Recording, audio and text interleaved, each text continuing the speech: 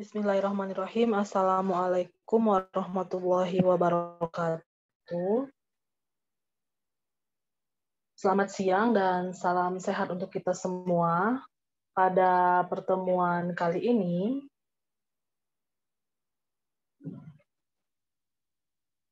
kita akan bahas tentang model-model regresi nonlinier.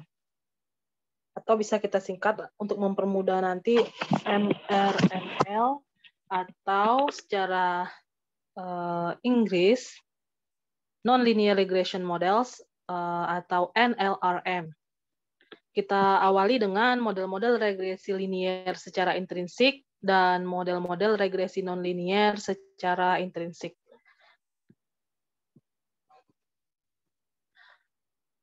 Perhatikan model-model berikut ini, A, B, C, D, E, F, G, H, I, J.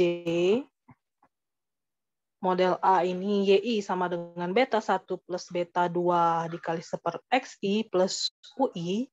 Model B adalah YI sama dengan beta 1 plus beta 2 ln XI plus UI.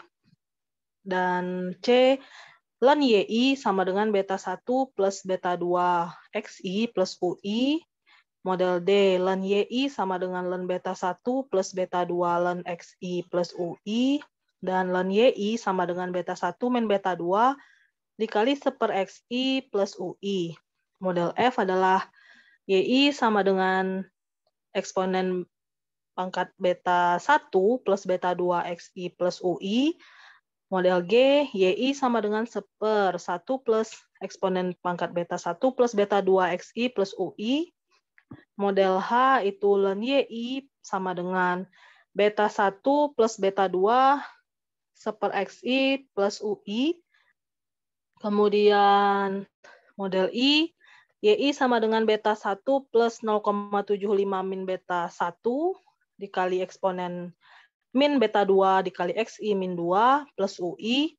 Dan model J adalah YI sama dengan beta 1 plus beta 2 pangkat 3 XI plus UI. Pertanyaannya, manakah di antara model-model di atas yang linier secara intrinsik dan nonlinier secara intrinsik?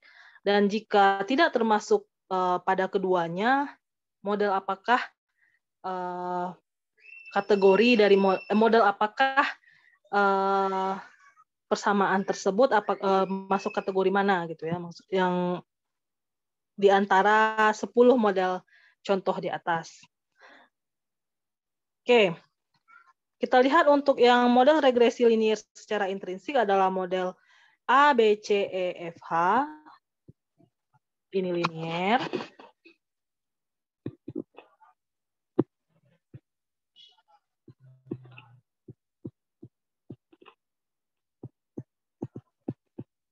Secara intrinsik.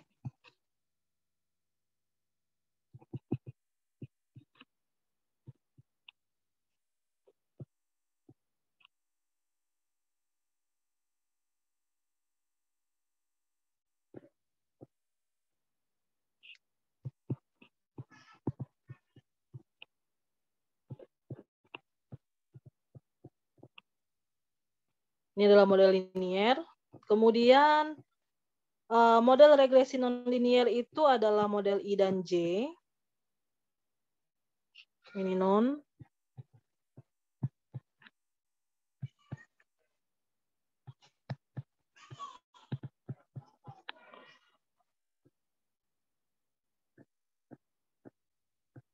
Model D ini model mix model, mix. Dan G ini adalah logistik ya, regresi logistik. Nanti akan dibahas pada pertemuan berikutnya. Oke, selanjutnya adalah jika kita tilik lagi persamaan Cobb-Douglas,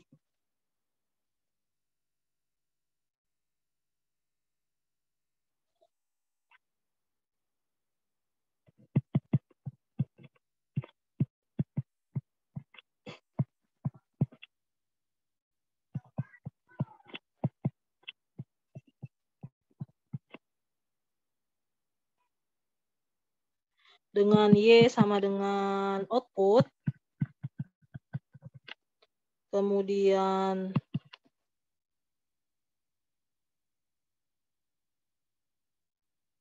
X2 adalah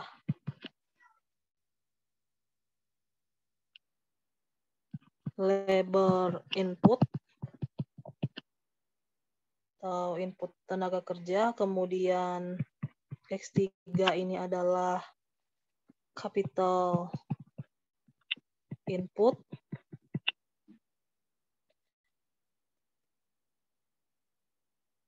Maka dapat dituliskan model untuk kasus ini dapat dituliskan dalam 3 bentuk.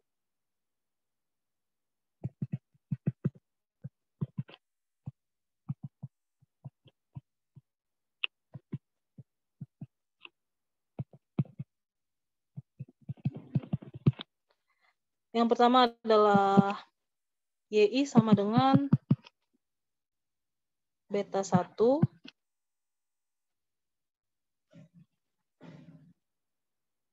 X2I pangkat beta 2 X3I pangkat beta 3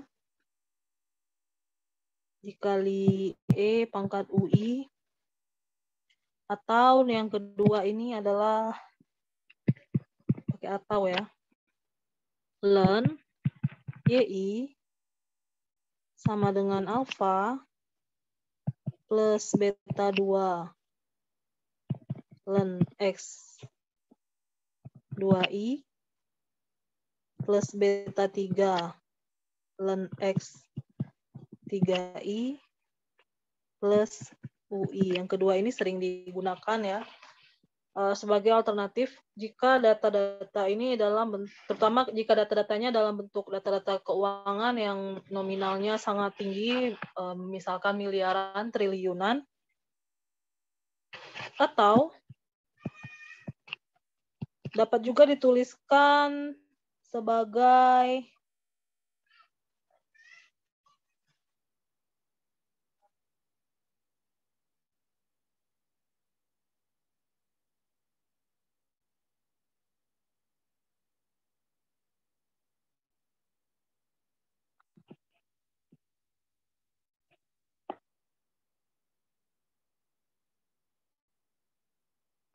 model non-linear. Kalau yang ini 1, 2 ini linear.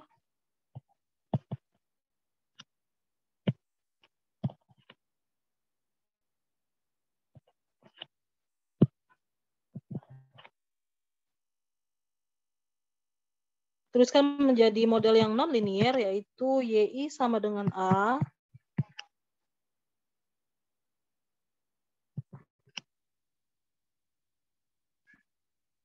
delta KI pangkat min beta ditambah 1 min delta LI min beta pangkat min seper beta.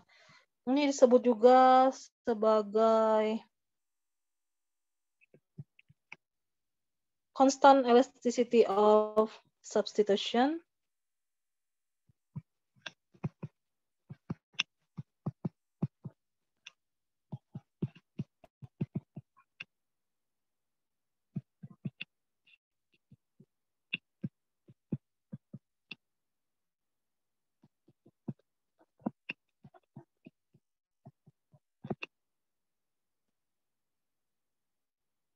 Di mana yang ini non-lin ya.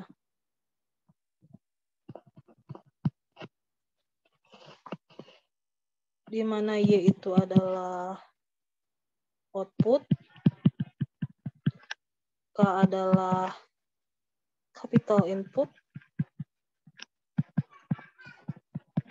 kemudian L adalah labor input,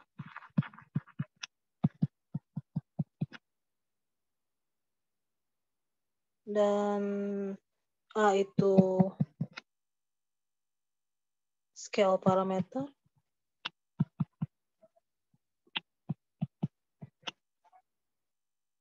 dan delta adalah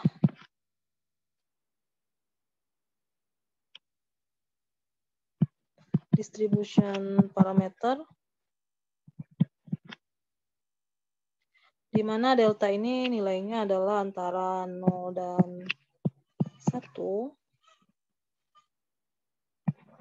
Beta adalah substitution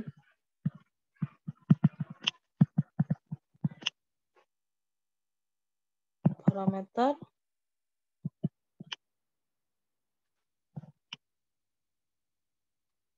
dan nilai beta ini lebih dari sama dengan min 1.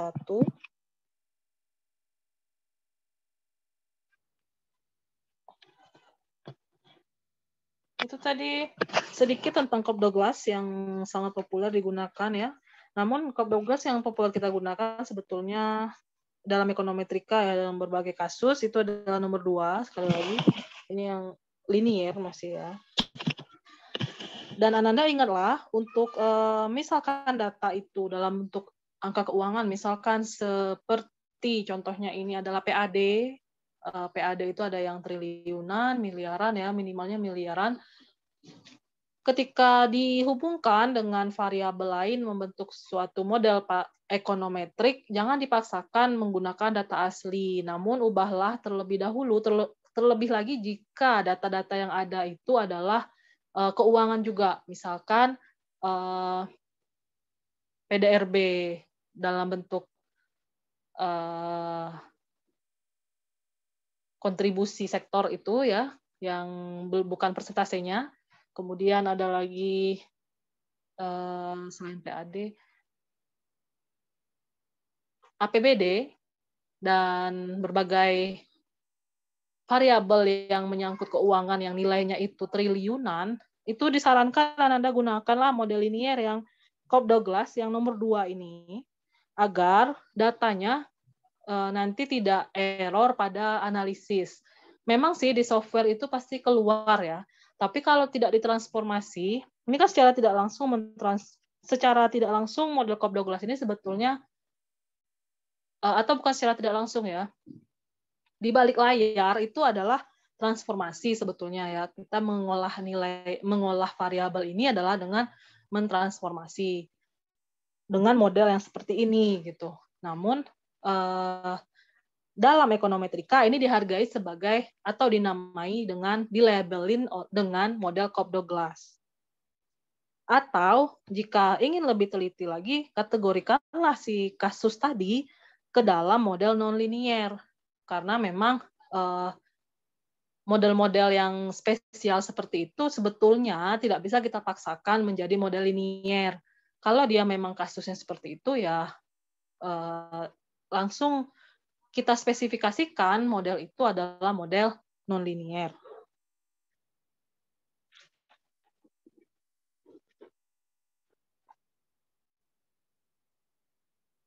Kita masuk ke mengestimasi model linier dan nonlinier. Kalau estimasi model linier barangkali telah dibahas ya pada pertemuan 1 sampai dengan pertemuan 10. Maka kita akan bahas untuk model yang nonliniernya.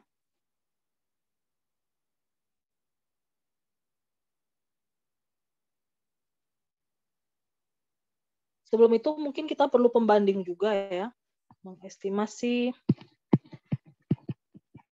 Bentar, ini bagian kedua.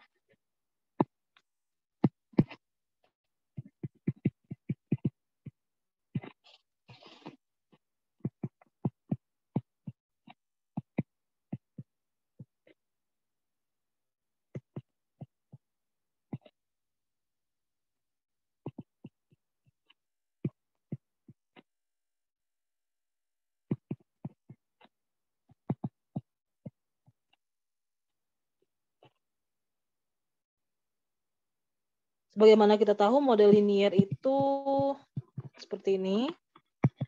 YI sama dengan beta 1 atau beta 0. Boleh, terserah lah. Yang untuk konstanta itu bebas ya. Beta 2 XI plus UI. Sedangkan yang non-linier,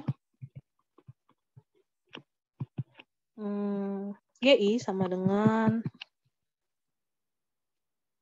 beta 1 E pangkat beta 2 XI plus UI. Ini model apa? Model regresi eksponensial.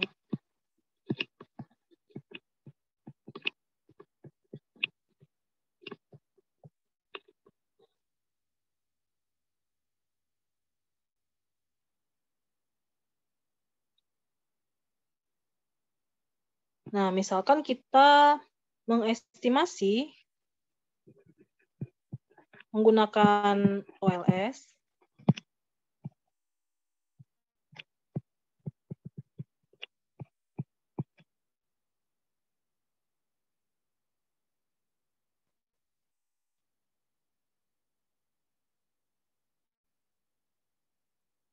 untuk model pertama ini ya, ini model 1, ini model 2. Untuk model 1,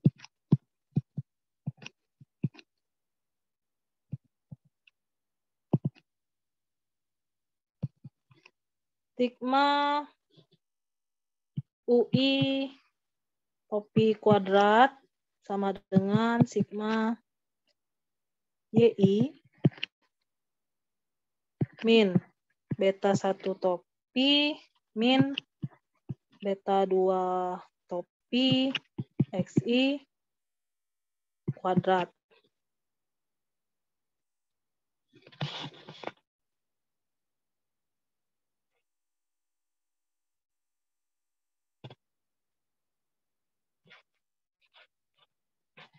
Di mana beta 1 topi dan beta 2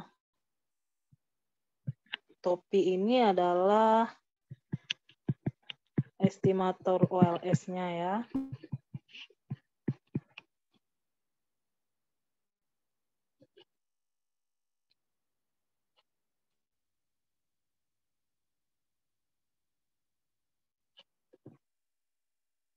Nah, bagaimana dengan persamaan dengan model 2? Model 2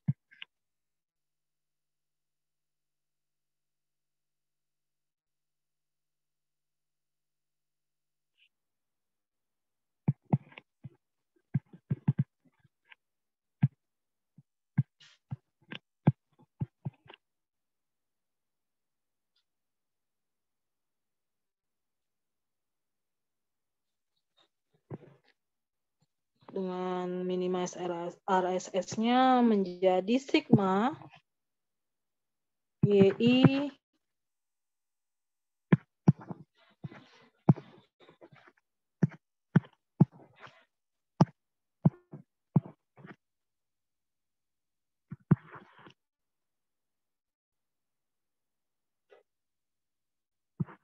beta 2 topi XI sama dengan beta 1 E pangkat 2 beta 2 topi XI sigma YI XI E pangkat beta 2 topi XI sama dengan beta 1 topi sigma XI E pangkat 2 beta topi 2 XI.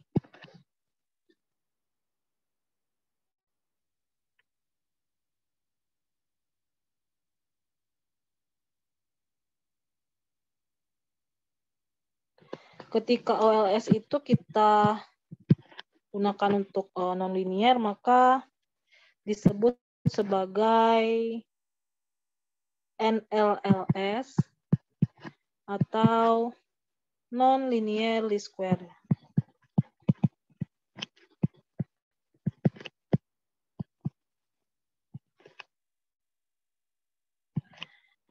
Oke, mungkin sedikit pembuka untuk model regresi nonlinear ini.